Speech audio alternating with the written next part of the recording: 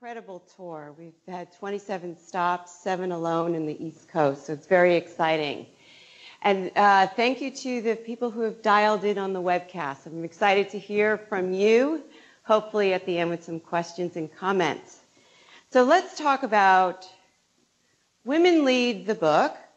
Is basically the combination of 2 research studies. The first one was a quantitative survey to men and women leaders, over 3,100 across the United States.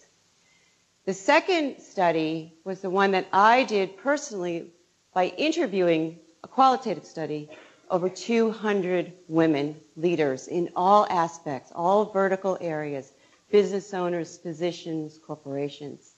Now, that's pretty dense. You have the book. Go slow. It's a little dense there.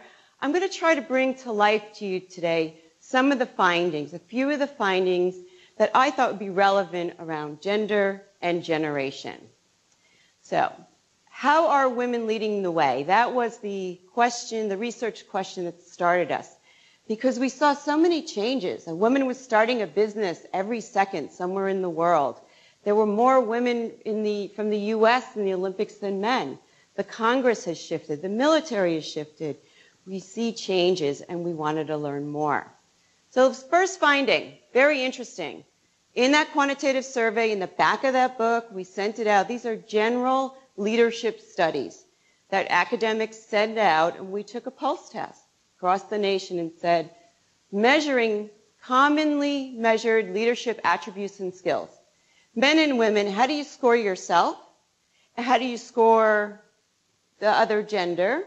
And we divided it and sliced up the data. Interesting finding number 1. Women rated women highest on all 10 attributes and characteristics. Men, however, did not rank men highest on all 10 leadership attributes and characteristics. Let me just repeat that again. That's interesting for an academic.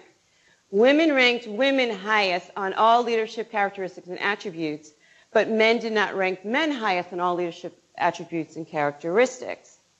So then when you say, well, what's different?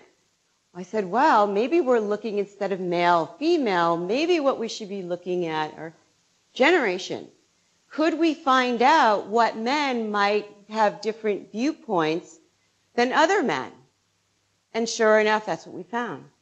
Generation X and Y, and I think people know who you are, boomers X and Y, were gender agnostic.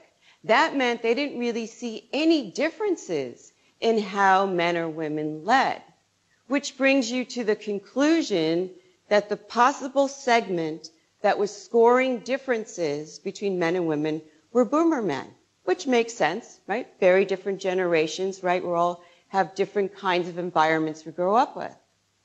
Then I said, well, how big is that population and should I care, right? So I started to map it out and said, well, if I look at the workforce, which is 50% women, and I look at how much Generation X there is, how much Generation Y there are, and then I pull out the women and put them with the 50%, and then I separate out the men in each generation, I'm left with about 18%. So 18% of the male population in the workforce is perceiving some differences between men and women. Now, I don't like to go into stereotypes at all, because that's really easy to jump to conclusion. And I haven't even told you yet what the differences are, right? But we found a population. So before I go into the stereotypes, let's just do a sanity check here. Do all boomer men really perceive gender differences? We don't know, right? Probably not. Do all younger people, are they gender agnostic? Probably not. We know a lot of this is based on where your environment, where you're born, what kind of roles, what kind of companies you work in. So I like the show Sex and the City. Do people know Sex and the City? Okay, so I like to take little snippets to illustrate a point. So let me just bring you to a little scene where Carrie Bradshaw, the author, Generation X, is sitting and dining with Samantha Jones. We have no idea what generation Samantha Jones is from, but let's just say she's a boomer woman, or on the cusp there with Generation X and the boomer women. Carrie is dating a Generation X guy named Jack Berger at this point in her life. They're both peers. They both publish books. And Carrie has a big win. Her book goes big. She gets royalties, and she's going to France, right? She's just signed a big royalty agreement with France. Jack Berger's book, unfortunately, was on the down. It's his third book. He wasn't doing so well. And everything was fine until the balance of power shifted between Carrie and Jack, right? All of a sudden, he was uncomfortable with the shift. Meanwhile, you have Samantha Jones, our nice boomer lady who runs her own PR firm, dating a very young Generation Y guy who's a starving actor named Jared. And she feels bad for him, is going to make him into a shining actor, and he loves it. He even lets her change his name to Smith Jared. I wanted to find out, what are these differences? What are the differences that this segment of men saw between the genders in leadership? Well, they scored that women higher on communication, mentoring, coaching, empathy, collaboration, and inclusiveness. Scored men higher on making decisions quickly, vision, taking risks, and strategy. Women outscored men in this population on people skills, and the men ranked themselves higher on competence and risk-taking. So you say, well, how does that play out in the workplace? Well, we know the quintessential baby boomer hierarchical male VP manager is Jack Donaghy from 30 Rock. Do people know 30 Rock? No? Okay. Jack models himself. He is the boomer man, gray hair, models himself after Jack Welch. Hierarchical firm, traditional roles.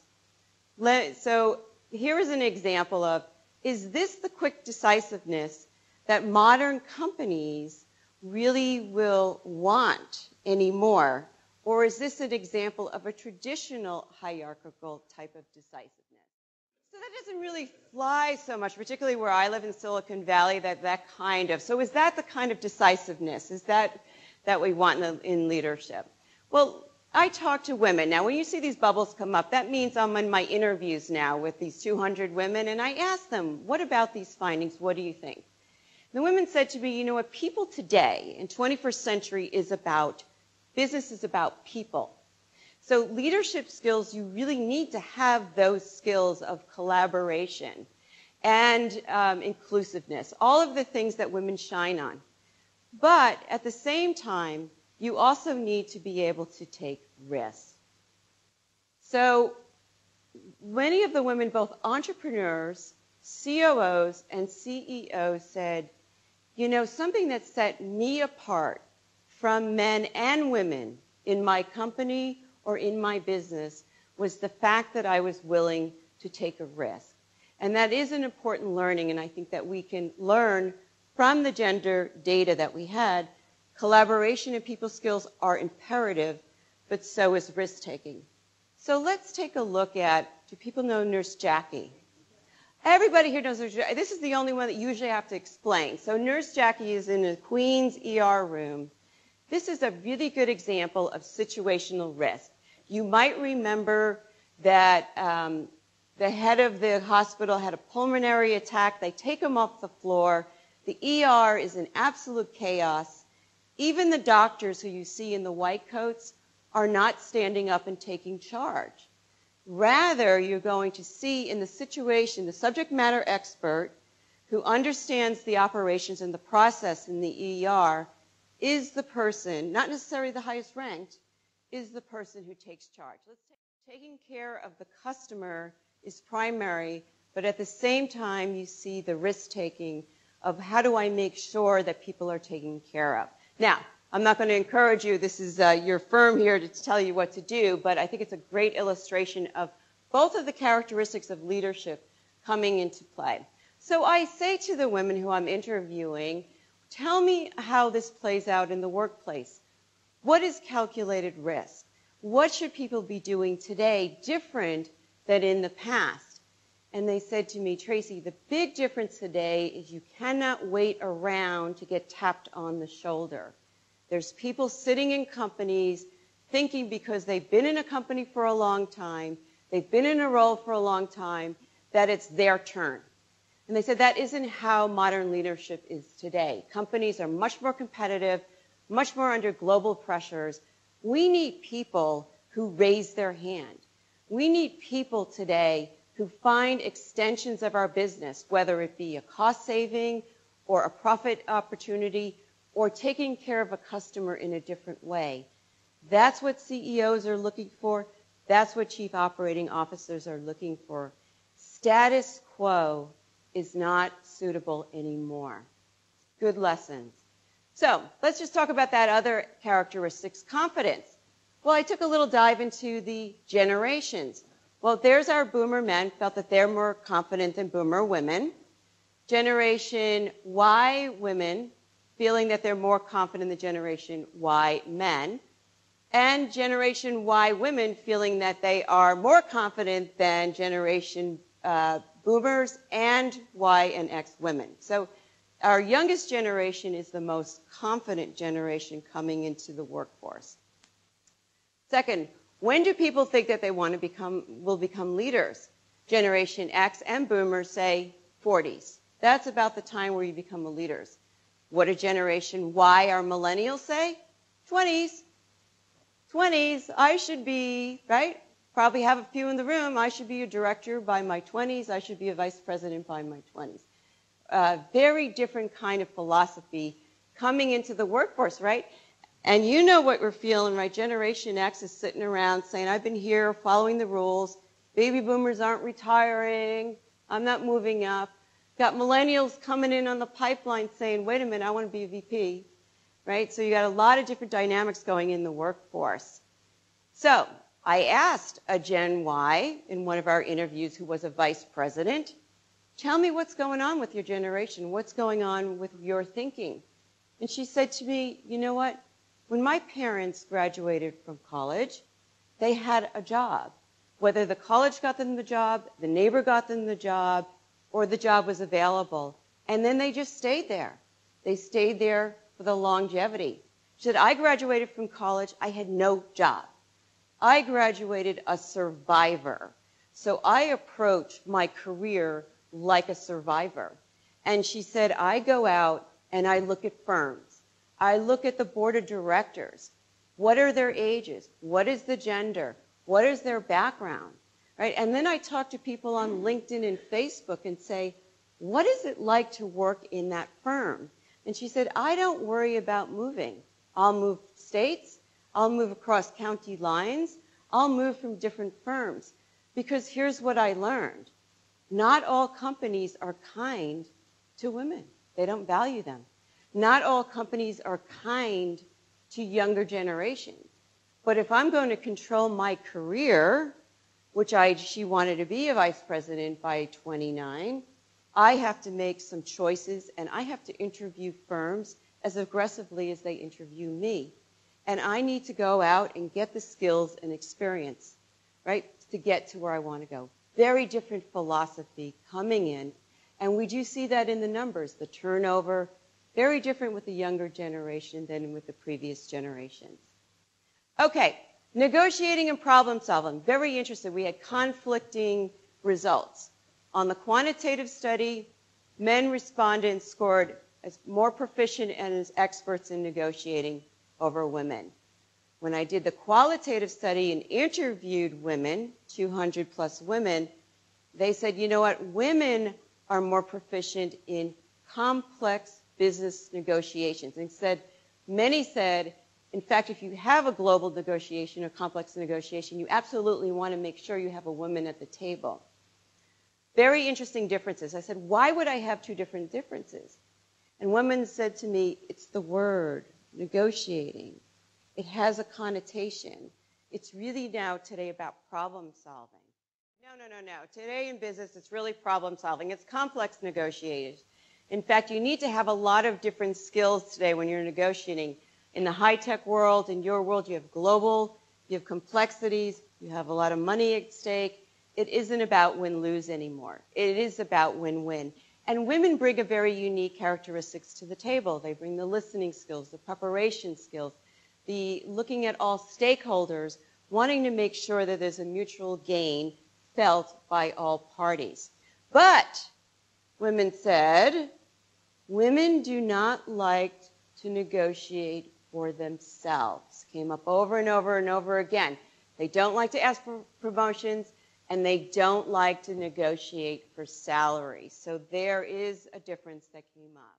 A couple of tips and pointers, by the way, from our women on negotiating salaries. Today, what you need to do, it's not under the table, it's not even the charts anymore. It's knowing what you're worth. And there are ways to know what you're worth. There's many websites out there, of course, where you can look up down to the zip code, salary and title, Glassdoor, salary.com. There's also many salary surveys by different companies, staffing companies. At the same time, you need to keep metrics on yourself, quantitative metrics of your success, because let's face it, nobody else is keeping them for you.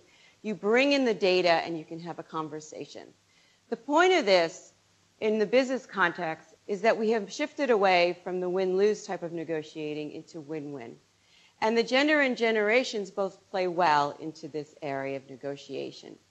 So we also looked at industry-specific skills.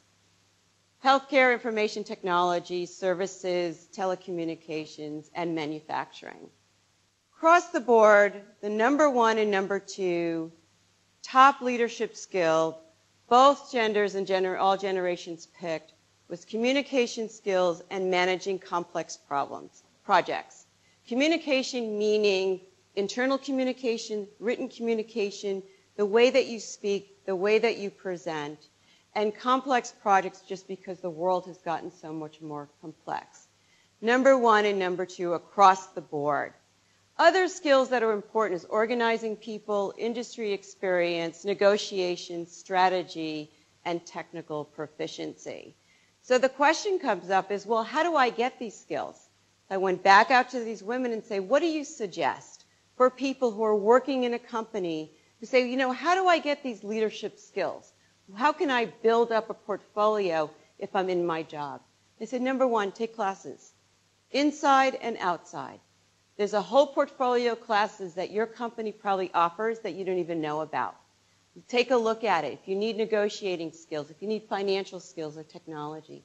Two, join cross-functional teams. It's a great way to cross-train and learn about other functional areas. Three, make lateral moves. A lot of us think the ladder is up, but the ladder today is really a lattice and lateral. Number four, volunteer for skill-building projects. Your company is rolling out enterprise resource planning or very large initiatives. It's a great way to learn about technology and have technology learn about your skill or functional area. And number five, join organizations. I'm interviewing now a lot of recruiters on career, and they say they really look for what organizations you lead outside and inside of work. What are you doing with your spare time, and what kind of roles do you take on? Excellent advice. In the future, every person will have a women's career. Very interesting statement that women said to us in this study. And I said, well, what does that mean? And then I looked at the data from our future of work and future skills study. Longevity, extreme longevity. You are living to 100. I already see people just looking at me like, no, yeah, you're living to 100. In fact, I bet you see that billboard that I saw on the New Jersey Turnpike. You're born today, you're going to live to 120. By 2020, the number of people living to 100 will double. This is all the Prudential doing a great job of reminding us that you're not going to die by 50, right? So I asked women on the qualitative side, what does it mean to you that you're going to live to 100? And they quickly said, if I'm going to live to 100, I have to afford to live to 100, which means I have to work till I'm 80. Till I'm 80 or 70. I have to work 50 years. In Silicon Valley time, we outlive companies, right? So it's a very different philosophy. I have to stay healthy to work for 50 or 60 years. I have to stay educated enough to work for 50 or 60 years. I need to remain technical enough, because let's face it, the iPhone only came out less than 10 years ago. So the technology is really moving. Very interesting. So what will careers look like? Well, women say the careers are going to look like what's happening today is a lot like our lives. We come out of college, we go into business. We have kids, we might scale back. Then we might go back into the workforce and start a business or do something different. Then we get involved with elder care. It's really a lattice today, and it's something to think about because it won't be that straight up line anymore. Careers would be more enabled by how women's philosophy of life has challenged them to take on different roles and different opportunities.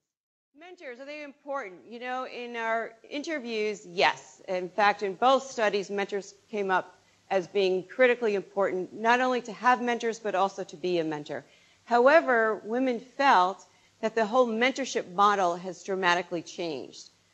So let me give you another example from 30 Rock and how mentorship was done in the past in a hierarchical firm, and then we'll flip forward to see how mentorship is done today. So I asked women, well, what is mentorship like today? And both the entrepreneurs and the corporate women said, life is too complex. Business is too complex. It's now you need a personal board of advisors. You need someone to help you within your organization, outside of your organization, someone above you, people below you, people to your right and your left, finance, education, health, multiple advisors. This is what mentorship is about today. It's not that easy anymore just to have one person and follow them through because, as you know, if you're living longer and moving firms, you may not have that person to tag on to. Mentorships. Last point about encore careers is a very important point, particularly a lot of women brought it up because of this concept of living longer and really thinking about what if they weren't married, or what if they were alone, or what if they had kids and grandkids to think about. So I asked women, one woman who's 54, she left corporate world, she was a vice president of marketing, and I said, why did you leave? And what are you doing now? She said, I decided to leave. I wanted out at 50 because I was burnt out. 24/7, corporate life, always on call, flying all over the world.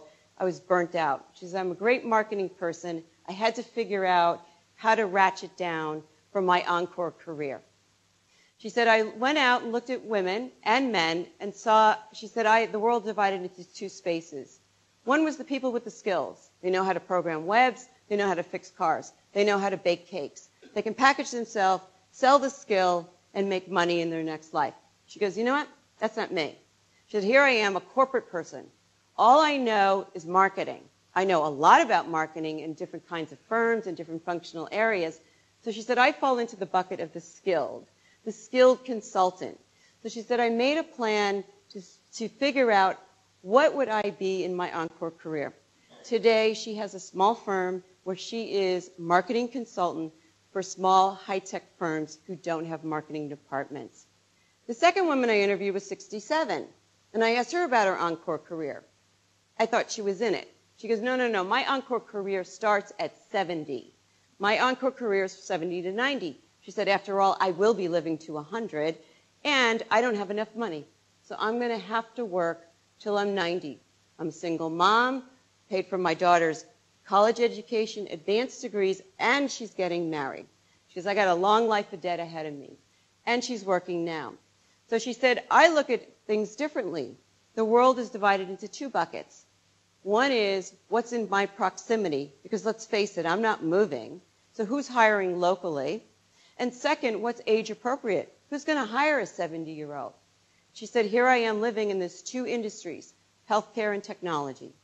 She said, I looked at technology and said, are they going to hire me at age 70? Probably not. She said, I looked at healthcare. Are they going to hire me at age 70? Well, with the baby boomers retiring, large numbers, she said, who better to take care of a geezer but a geezer? So she's taking her gerontology certification.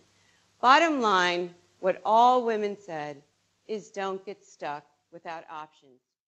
So, career planning. This is my next phase of research, which I'm not going to go into any depth today, but I just want you to look over on the right. An hour and a half. That's the average time that people spend in a year on career planning. I want you to look over at the bar on the left, near me. That's how much time people spend sleeping in a year, over 2,700 hours. Why am I comparing those two data points? Because you're going to spend about a third of your life sleeping and a third of your life working.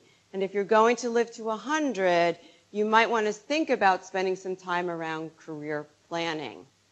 And to make it really more interesting, when I graduated from college, there was about 25,000 jobs available. Today, there's about 35,000 different occupations. And you know that's growing because technology and biomedical and all of these services just keep creating new opportunities and jobs exponentially. Lots to think about. You have to think about yourself as a product or service. You Inc. What am I going to do about my financial plan, my education plan, my career plan, my work plan, my retirement plan? So my suggestion is, instead of looking at the one long ladder, is look at your life in decades and start to think about, what am I going to do in my 20s, 30s, 40s, 50s, 60s, 70s, yes, 80s, and the young ones in the back in your 90s, and look at it as a cross-section of health, education, finance, technology, career, and social. Mom power. People always ask the question, did any surprising result come out of this study? I've been studying women for over 15, 20 years. I always ask the same question. What did your mother have any influence in your career or your life? And years ago, women would say, no, it was my father. My father or my brother was the most influential person in my career or life. Now in 2012, I ask the same question, and people mention mom 702 times. In 200 interviews, that's about 3 to 4 times. If you're a mom or have a mom, it's very important. The role models that mothers and wives and working women have become for their sons and daughters is really powerful. So let me just